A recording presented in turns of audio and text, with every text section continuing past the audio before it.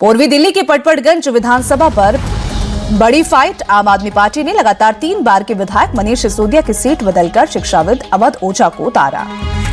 BJP ने एक बार फिर पटपड़गंज सीट से रविंद्र सिंह नेगी पर भरोसा जताया। 2020 के चुनाव में मनीष सिसोदिया को कांटे की टक्कर देने का इनाम मिला। कांग्रेस ने अनिल चौधरी को उतारा।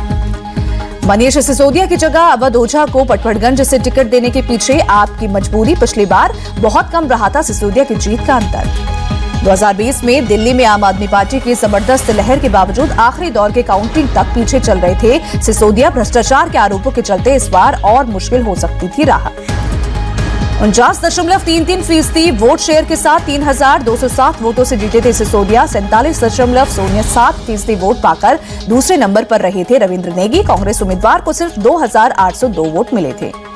पटपड़गंज सीट पर पिछले 3 चुनाव से आम आदमी पार्टी का कब्जा। 2013, 2015, 2020 में मनीष सिसोदिया ने जीत की हैट्रिक लगाई।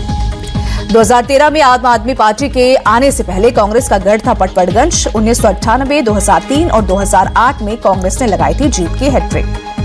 पहले भी पटपड़गंज से विधायक रह चुके हैं कांग्रेस उम्मीदवार। 2008 में बेहद करीबी मुकाबले में अनिल चौधरी ने बीजेपी उम्मीदवार नकुल भारद्वाज को दी थी शिकस्त। पटपड़गंज में पिछले 32 सालों से जीत के लिए तरस रही है बीजेपी। आज तक सिर्फ एक बार इस सीट पर कमल खिला। 1993 में बीजेपी के ज्ञानचंद को मिली थी जीत। लगातार 3 बार पटपड़गंज सीट जीतने वाली कांग्रेस का जनाधार 2013 से खिसका। पिछले 3 चुनाव से इस सीट पर अब तीसरे नंबर की पार्टी रही है कांग्रेस। पटपड़गंज विधानसभा सीट पर बहुत तेजी से गिरा कांग्रेस का ग्राफ। 2008 में 42.40% वाली पार्टी को 2020 में महज 1.91% वोट ही मिले। उत्तराखंड के ठाकुर समाज से आने वाले रविंद्र सिंह नेगी को दूसरी बार टिकट देने के पीछे बीजेपी की सोची समझी रणनीति। पटपड़गंज विधानसभा क्षेत्र में पहाड़वाद जमकर हावी। वेस्ट विनोदनगर, ईस्ट विनोदनगर और चंदन विहार जैसे इलाकों में करीब 20% पहाड़ी वोटर। इन इलाकों में नेगी और रावत जाति के लोगों की बड़ी तादाद। पटपड़गंज में बिहार यूपी के वोटरों का भी दबदबा। 20-25% पूर्वांचली मतदाता चुनाव का रुख किसी भी और मोड़ने में सक्षम। आप उम्मीदवार अवध ओझा को मिल सकता है पूर्वांचली होने का फायदा।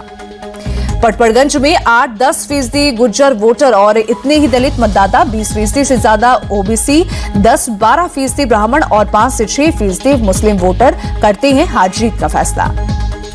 पटपड़गंज सीट का दिलचस्प इतिहास। अब तक के 7 चुनाव में हर बार बाहरी उम्मीदवार को ही मिली जीत। जिस पार्टी का कैंडिडेट पटपड़गंज से जीता, दिल्ली में उसी की सरकार बनी।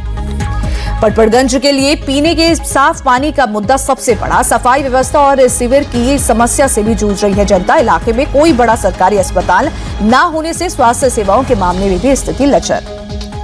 मनीष सिसोदिया के हटने से बीजेपी के लिए आसान दिख रही है पटपड़गंज की लड़ाई। पूर्वांचली वोट बीजेपी और आप में बटे तो राजनीति के नए नवेले चेहरे अवध ओझा की राह मुश्किल।